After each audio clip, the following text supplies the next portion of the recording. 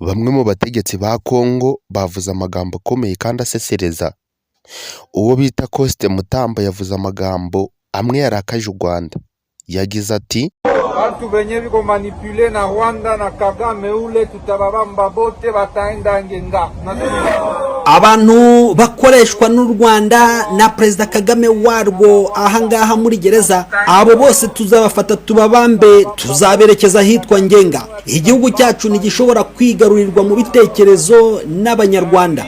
Mubimenye ko tuzababamba bose hamwe na Perezida wabo Kagame, nawe ubwe rwose tuzamubamba. Namwe rero muri gukoranira hafi n'abanyarwanda mukaba murimo hano, mwebwe mukaba mwifata mugakorana na Kagame, mubimenye neza ko ibyo tuzabirangiriza hano. Tuzaborohereza ngenga hariya, niho tuzaborohereza nyuma yo kubatahura. Ntabwo dushobora kuzemera ko umwanzi uturuka hanze azaza akikorera ibyo ashaka mu gihugu cyacu twebwe nk'abakongomani. Umukuru w'igihugu cyacu ntagazemera ko igihugu cyacu kigarurirwa ndetse rwose kiyoborwa n'ibitekerezo by'abanyarwanda. Aha Bulongo ni Bulongo y'ababyeyi bacu, Bulongo y'abamasenge, Bulongo y'abacu rwose, ntabwo ari y'abanyamahanga. Nge ndabona rwose kugeza ubu ngubu uko basanze nishimiye uburyo mubayeho. Ahangaha bamwe barabyemeye abandi barabihakana. Ahangaha se none mumbwire, haba harimo abo twafata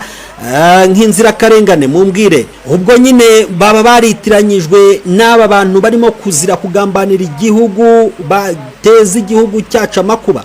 Ubwo ni abo ngabo baba barabitiranyije nabo, abo ngabo banyabyaha bakorana na Kagame waje akohereza ingabo zikaza kwica abana bacu ba Kongo. Ariko nimugire ikibazo tuzabakuramo nk'uko n'ubundi tugenda dutahura abandi muri gereza y'amakara. Ese turimo turumvikana? Kubera yuko ntabwo ndimo ndababona, ntabwo mushaka kugaragaza aba bantu, abo ngabo dushaka kumenya bakorana n'u Rwanda. Mubimenye neza ko umwanzi w'abanyekongo bose ari Kagame. Ninde? Nabo bagasubiramo bati ni Kagame, nyamara ariko hari ikinyoma. Bamwe bagasubiramo bati ni abanyarwanda. Bamwe turababona babyimbye amatama, babayeho nabi muri gereza ya Munzenze ahangaha Igoma. Niba mubyemeye mutworohereza akazi, hanyuma mutugaragarize abarengana, mutugaragarize n'abatarengana, hanyuma abarimo hano tubagire dute, tubajyane hanze ya gereza, tubasohore, tubarekure. Rwose ndabashishikariza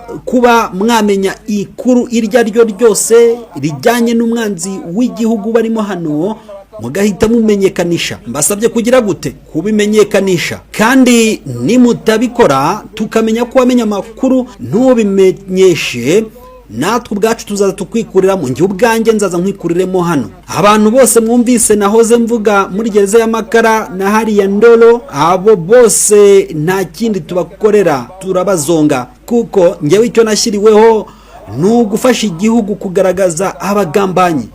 Abagambanyi tugomba kubica. Turimo turumvikana. Iki ni igihugu cy'abande, cy'abanyekongo. Mubabwire rero bagambanyi ko tuzababamba kugeza ku wa nyuma. Tuzafata Rucuru, dufate Masisi, tuyifate yose, twisubize rwose teritware zose twamaze kunyagwa. Batanga amashyi menshi cyane. Hari abazize akarengane barimo hano, hakozwe akazi katoroshye na Demiap ndetse na ANR, hagaragazwa ko barengana. Ubu ngubu bamaze kuba mu rutonde rwa bamwe ba mbere, n'urundi rurimo rurakorwa kugira ngo barucikirize. Ubu ndimo nditegura gusinya itegeko ryo gufungura abantu by'agateganyo. Rwose ni nyuma y'akazi ka Demiap ndetse na ANR, ni nyuma y'akazi k'ubushinjacyaha bwa gisirikare ndetse n'ubushinjacyaha bwa gisivile. Bakoze ibishoboka byose kugira ngo abantu b'inzirakarengane barimo hano bigende bite, barekurwe. Ubwo ninjye usigaye kureba niba ari ukuri. Rero siko bimeze. Kama ni kweli haiko vile.